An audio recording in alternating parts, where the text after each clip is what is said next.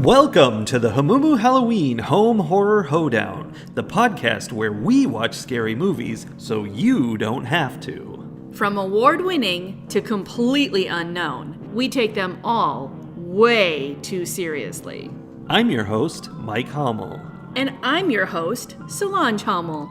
Now, warning, we use a ghoulish number of spoilers, so watch the movies first. Second warning, we don't know anything about anything, so don't take us seriously as we take these movies seriously.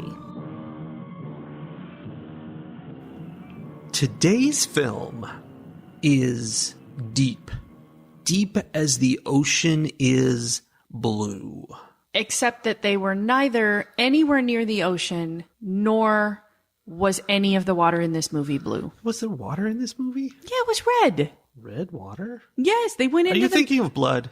I mean, I think it was supposed to be both. Like, they found this water underneath the mountain in the desert. I know what you're talking about. Anyway, forget that. That's not important. Because we have something very important to talk about, the deepness. Please do explain, because I did not understand this film at all. I know that the Outwaters from 2022 was very deep and very intellectual because it has a Metacritic rating of 72. It has a Rotten Tomatoes critic rating of 74. It has a Rotten Tomato audience score of 40 and an IMDb audience score of 40. Here's the thing. We're right back in the place where the people who think they know stuff and want everyone else to think they know stuff watch things that don't make any sense and pretend they got something out of it. Because otherwise they're not smart. And the rest of us are watching this movie going, none of these people are wearing any clothes. That's actually true. I mean, for parts. Yeah, some of them.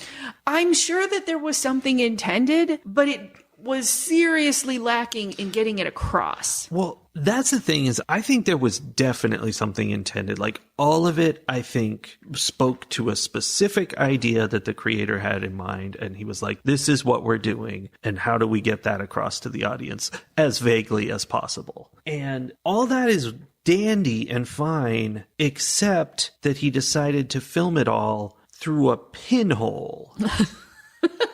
The screen was completely black except for a circle about maybe an eighth of the screen across. Well, because at least half the movie was filmed by by a mag light, but not like the big mag light. No, the like little tiny mag light that you can keep in your purse. Yeah. And then that was for significant chunks of the movie. That was the only lighting around. But you say significant chunks and people are thinking like, oh, wow, like, minutes on end. No, an hour. Yes. Like an hour of the movie, except for little bits in between, moments where it cut away from that. It was this tiny flashlight, black screen, and a circle. And you can't see what's in that circle. So you're just going by sound. You couldn't tell because everything else was actually pitch black. You couldn't tell how far away the circle was. Yeah. Because they're in the desert. So sometimes it's like on a bush that's, 2 feet away from him. And sometimes it's shining on a mountain that's 6 miles away. Mm-hmm. You don't know. And then sometimes it's shining on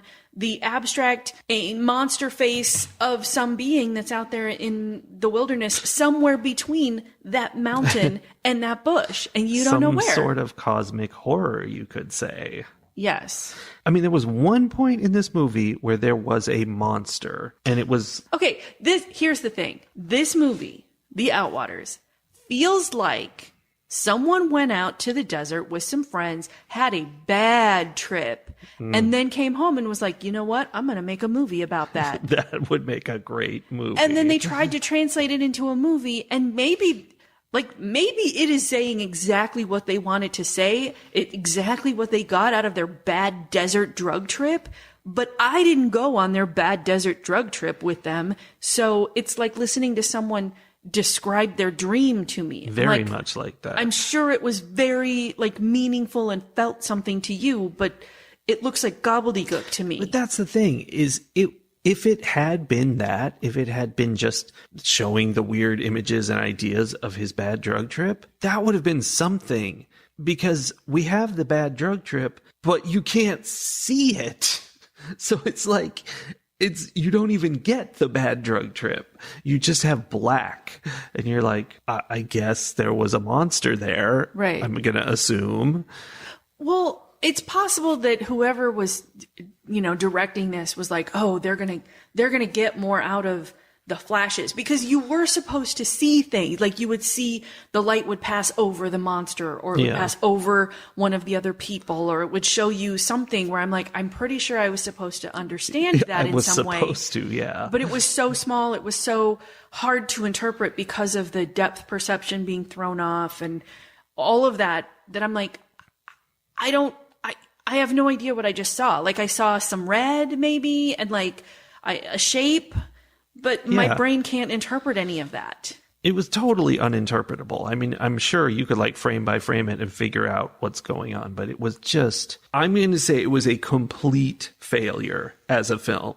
Like, whether he was trying to tell an interesting story or not, it just wasn't given to us. It's the same thing as if it was like you made a good movie and then in the edit, you just turned the picture all the way down to 0.1%, and it was just almost black the whole time. And like, that's now a worthless movie. I can't watch that. Well, in compounding that was that not only was the lighting all off and the perception all off, but also they were clearly trying to do things with sound. Oh, there was tons of sound. There were times where you couldn't see anything, so you could only hear, and it was just a bunch of people yelling and screaming and saying things where you couldn't tell who was saying what or even what they were saying. Yeah. There were times where you would have a perfectly clear picture, but then the sound would just be like the sound of a helicopter and water bubbling. There was a helicopter. For no reason. That there I was totally thought was showing up, and Yes. it wasn't. It was just a sound. They were even like looking off into the distance together, and I'm like, oh, I don't know where this helicopter came from, but somebody's showing up. Nope. It was just a random helicopter sound, which again, I'm like, bad drug trip.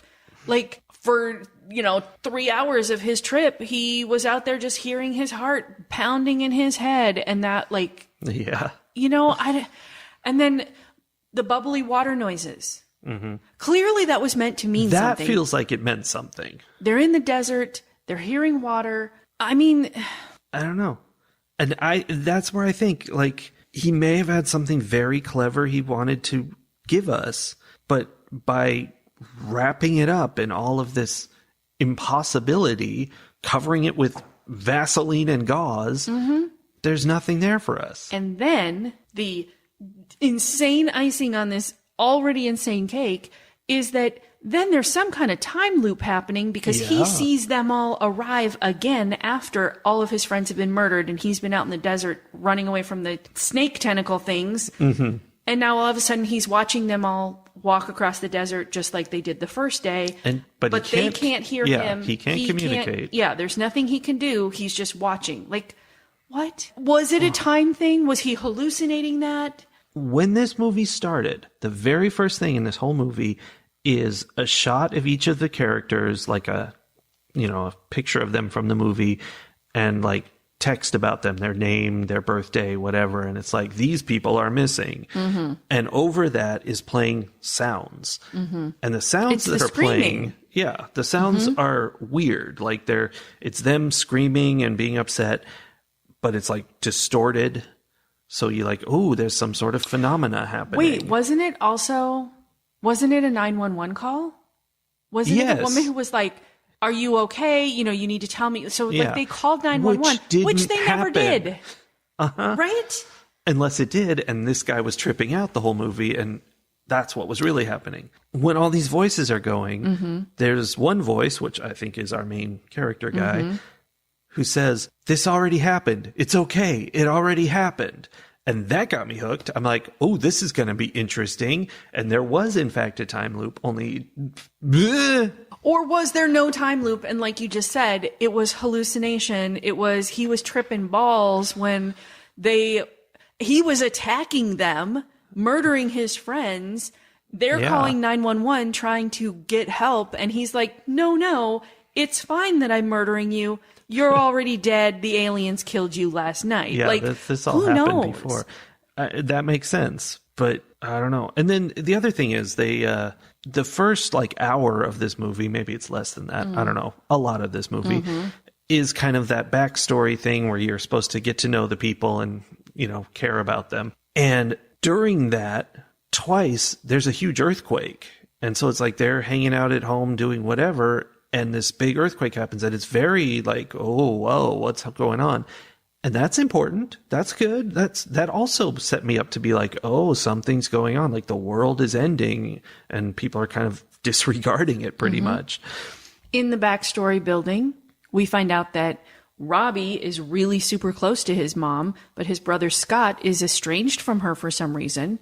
We find out that their dad is dead and has been for quite some time, I think. And, like it's Scott's birthday and Robbie gives him one of those cowboy handkerchiefs, like paisley, it's red, whatever. Yeah. It's, and he's like, it's Dad's from the hiking days. And like, there's all this hint about this big family drama, whatever happened. Yeah, there's definitely an estrangement. And that's what had me hooked. I was like, okay, like we're going to find out all the juicy details. This is all going to come out. No, not one thing about any of these characters is relevant, except maybe that Robbie is super close to his mom because he also hallucinates being back at his mom's house. Yeah, he like walks through the desert, through this dark that you can't see anything, and you start to realize he's now in the house, which great transition because you were unable to see anything, which made it transition really easily. Right. But I don't like not being able to see anything. No. None of it made any sense. No, it didn't. And the thing is, when they were doing that introduction part where they're just in the real world doing their thing, even that part was completely disorienting. It was chopped up into tiny bits and it would jump ahead, like suddenly they're on an airplane and then suddenly they're somewhere else, and it's so hard to follow even that part that it kind of makes me think, that's this guy's MO, and that's just what you're gonna see, even if he's trying to do a normal movie. So on top of that, he's trying to do this weird desert drug trip movie. Because he's on acid all the time. Yeah. I don't, like, that's what it feels like. It feels like we're watching something that was created by someone who was actively on drugs at the time, which I suspect is probably something interesting to some people. But to me, I'm just like, my not acid-riddled brain can't follow what you are trying to say. You're ranting at me right now. Definitely ranting. I mean, it was very hard on the senses, both on your eyes trying to see this little pinhole and your ears being assaulted by every sound at once coming from every direction. There was the thing that happened repeatedly where he would peel his own skin off. What was that? I think it happened twice, right? I feel like that counts as repeatedly when it's peeling your own skin off. I don't think it was his skin, because the first time it happens, this is a found footage movie, probably time to tell that. He magically ends up in an alien womb. And so like basically he gets surrounded by, a membrane and it fills up with liquid, and this is all being filmed. The camera's got no problem being in this alien womb. And then he bursts out of the womb and he's in the desert again. And then he's peeling stuff off his foot. And I think it's not his skin. I think it's like the membrane of his rebirth. You know what? That makes more sense than what I thought was happening there, which was that it had started raining because there had been thunder happening for hours. And no rain. And days. And that it started raining and they're in the desert. So there was a flash flood and he was caught, like, because he was in some crevice in the mountain and he was caught in flash flood waters. But it makes more sense, especially since it was all red. Yes, everything was red. I did not get alien womb from any of that. I totally did. That makes more sense to me. And you know what? It was his cosmic rebirth into the time loop, into going back and seeing it all again. It all makes perfect sense. 78.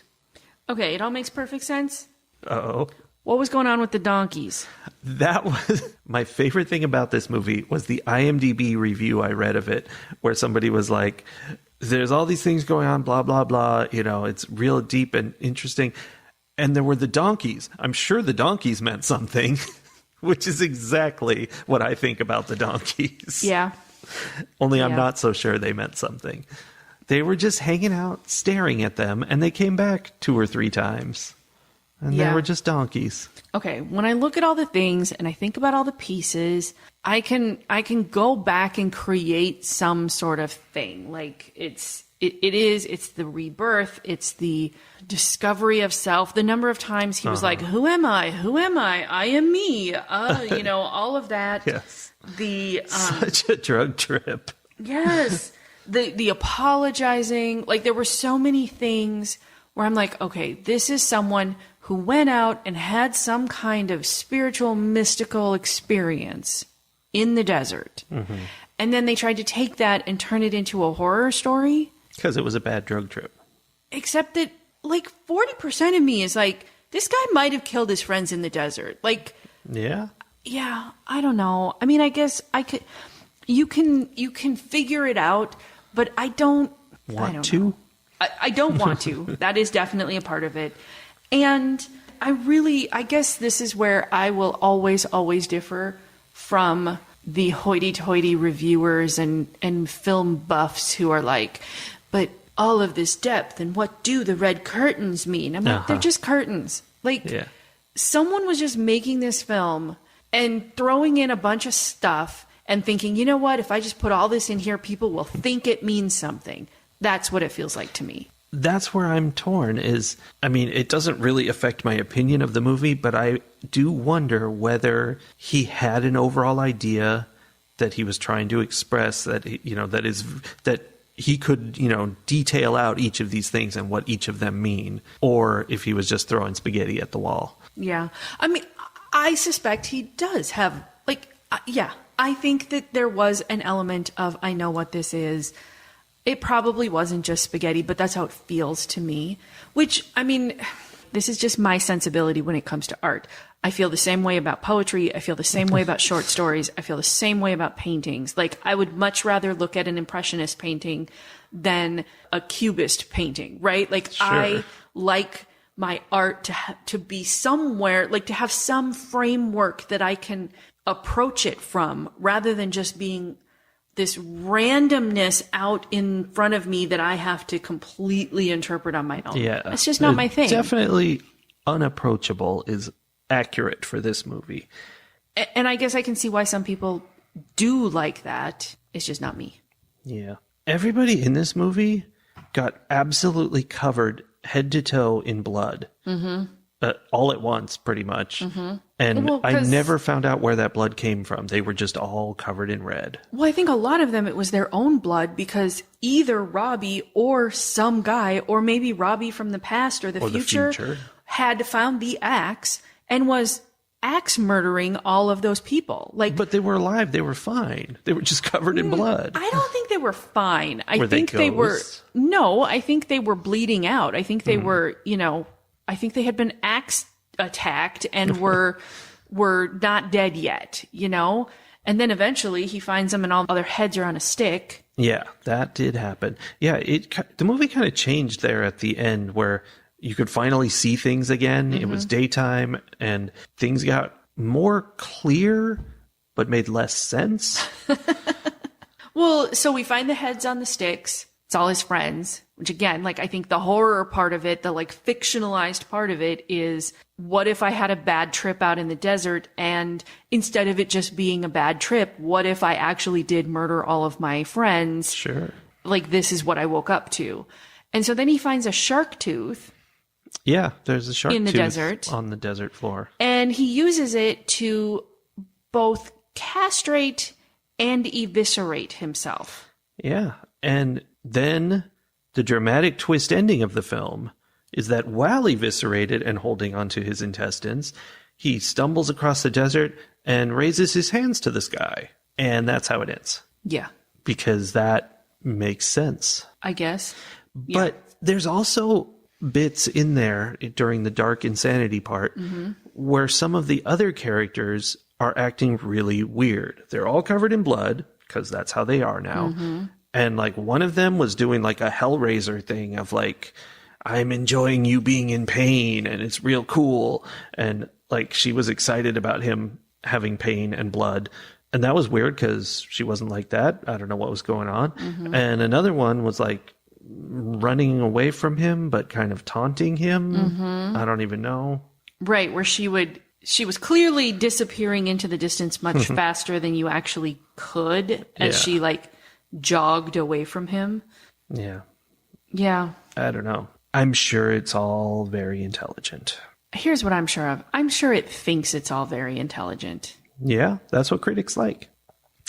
One of the things going into this movie, the little description on the website was something about how the animals are acting strangely. And so I was like looking for that in this movie. And so we had the donkeys that stared at them.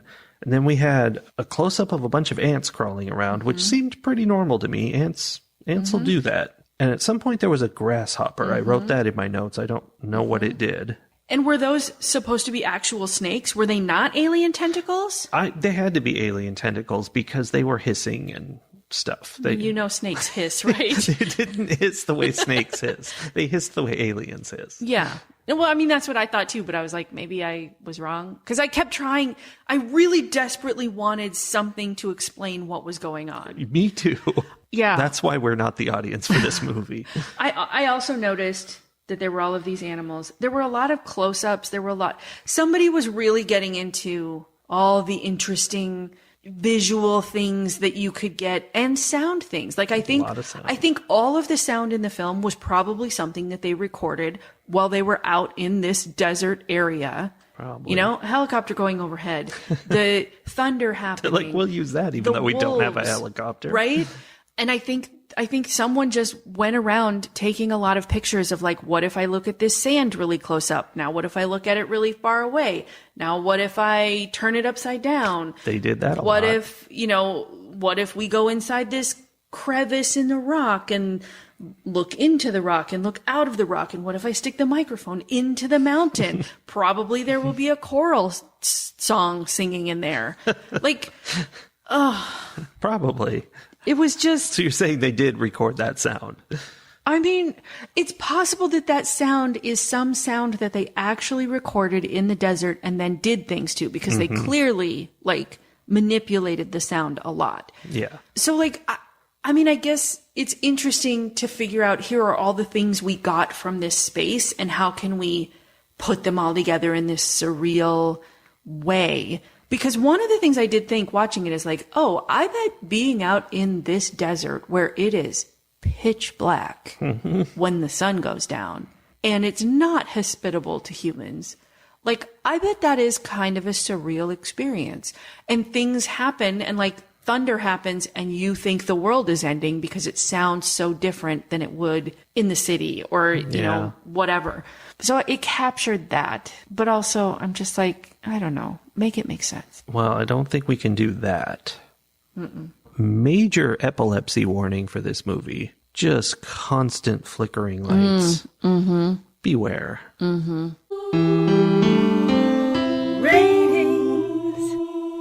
I don't think anybody will be surprised to hear that I did not like this movie. This was not my movie.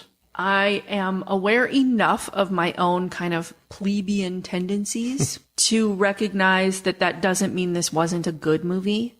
This just was not a good movie for me. It was a good movie for people who like to think that they are very deep and profound and, you know, all of that. There were a few things that I liked. There was setup that I liked. Although I think that it was like an hour into the movie and we had just seen nothing but meaningless, like day-to-day life things from these four characters. And I was just like, is this it? Is this all? What? Is there anything happening? Just like strung together, not in any coherent sequence. Yeah, we were at least an hour in and there was no plot whatsoever. But there were interesting things that I had learned about the different characters that I was excited to see come into a plot. That never happened. There were a few interesting things. My absolute favorite thing is during the first night, which from what I'm putting into this movie is the point where he's going on his little acid trip. He's found the axe. He's about to axe murder people, whatever. But he thinks he's been attacked, which I suspect never happened, because he Like, he is acting like he got an axe to the head. And I kept waiting for him to be the first one to die. And he doesn't. He was like, fine. So I don't think anything happened to him, but he thinks he got an axe to the head. He goes back into the tent that he's sharing with his brother. He's trying to wake his brother up, and he's saying, my head is raining. Yeah. Which was so poetic. And you could like hear the blood dripping onto, the sleeping bag or whatever. Yeah. And that line, my head is raining, was brilliant. It does make me think he was on an acid trip when he wrote that. Right? Yeah. It was so good though. And I was like, oh, like that immediately created a picture for me. Like it was. Well, he said like, I think he said the sky opened up. My head is raining. Something like that. Which is, yes. Yes. It opens up a lot of questions. Yes. What is going on? Beyond that, like there was this one little gem in the midst of a bunch of other things where I could appreciate just as an art piece, if I wasn't trying to watch a movie, if I wasn't trying to get a story, and I just watched and I was like, there's all this weird footage of the desert and like how he's experiencing the desert through sight and through sound and, all of this stuff. That was interesting. I think it was very artistic. But when I watch a movie, I'm expecting some kind of plot to happen. I'm expecting to follow the story in some way, and I couldn't do that at all. So I am going to give Outwaters 1 orca song out of 5. Mm-hmm. I didn't get it. I didn't enjoy it. I'm kind of regretful that I spent the time on it. That being said, anyone who was listening to this and thinking, ugh, she's just so dumb. Why doesn't she doesn't understand art and the artistic personality and blah, blah, blah. Definitely watch this movie. You'll probably love it. Oh, I see. You're trying to take people who talk bad about you and make them suffer. Either that or they'll love it. Maybe. One way or the other. I either get my revenge or they get something good. One way or the other. Well, either way, they're out of your hair for 2 hours. Exactly. What about you? The thing is that until they got to the desert, I was bored, but I was hooked. I was like, everything that's happening here means something, and it's all going to come together. This is all important. It all started with that "this already happened" message, and I was like, oh, okay. And then, there were things about everybody's backstory, and the way it was filmed and stuff, it was like putting weight on different things, like, ooh, what's going on there? But none of it meant anything at all. It was just random nonsense. And that is what a lot of artisticness seems like to me. Like, I know that's just me not getting it, but is it? I mean, you're talking to the wrong person here. Yeah. No, I'm talking to the right person. Right. I want you to validate totally on my your feelings. side. I'm totally on your side. Yeah. So just at that level, if it had continued like that for the whole movie, I would think this is not a great movie for me. Whatever. I didn't like it. But it was kind of interesting. Like, I was interested. But then halfway through the movie, the lights go out and we're left with this pinhole. And it goes on for hours of just not being able to see anything and sweeping by things in such a way that I can tell I'm supposed to be able to figure out what I'm seeing, but not really see it, just have an idea of what I'm seeing. And that just makes it all the more frustrating. It was infuriating to watch this movie. It was That is a word. So bad. Like, it took the already hard to watch, artsy nonsense and then hid it from me. So like, I'm just left with nothing. And it was so maddening. You can view this art gallery, but only through a tiny hole in the wall, and the lights inside are all on strobe. Yeah, That's exactly what we were doing. Mm-hmm. Except if I was doing that, I could at least choose where I was looking and keep looking at things and kind of examine the edges and figure out what I was looking at. Yeah. No. Couldn't even do that. It's just whipping past everything. And they're like, oh, there's somebody who's covered in blood. I don't know which one. Doesn't matter. Actually, watching with the subtitles on was really helpful because as people were just screaming in the dark, it would tell us which person was saying which thing. Yeah. I was like, that's really useful. It was a very helpful thing. I'm sure he probably lobbied to make that not available. Right. He's like, no, you can't ruin my art by telling them who's screaming. Yeah. But I feel like a donkey that's in the way right now. Maybe that's what the donkeys are. They're donkeys us? are the people like us who stand around saying we don't understand this movie. And he's just like, see, y'all are a bunch of asses. Yep, that's what he's like. But this is the thing. I don't think I've ever done this before. Oh my gosh. What is about to happen? Do it. But I'm going to give this movie Do it. half of an orca song out of 5. Coward. I've given zeros, and I can't give this a 0 because No, that's fair.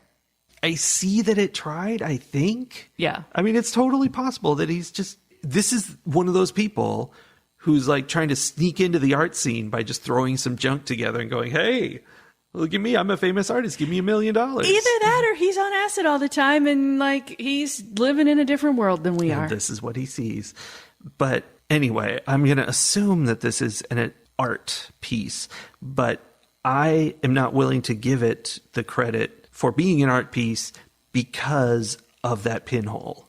Like, I do not accept that that's an okay artistic statement.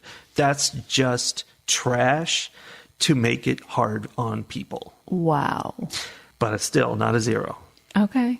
I mean, I say coward, but I gave it a 1 for the same reasons. I feel like there was art here. It was art I don't like and I don't want to look at, but it's art. Luckily, it doesn't let you look at it. True. Fight the horror of a world gone mad.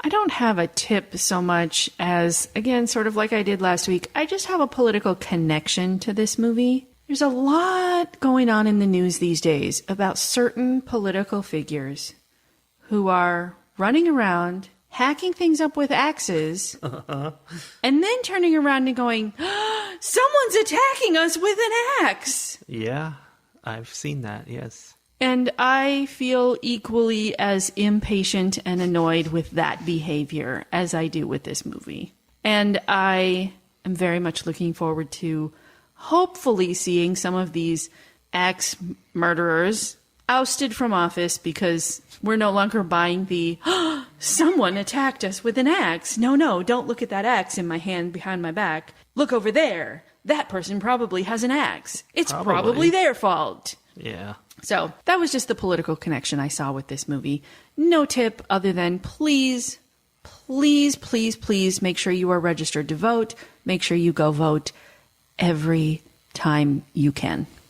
It really matters a lot when they are taking an axe to democracy itself. Yes. Okay, that's that. We're done with this movie, and I never have to think about it again. I feel the same, and I haven't been this mad at a movie in a long time. That's kind of fun. Okay. Okay. See you next week. We're going to have some fun next week. Bye. Bye.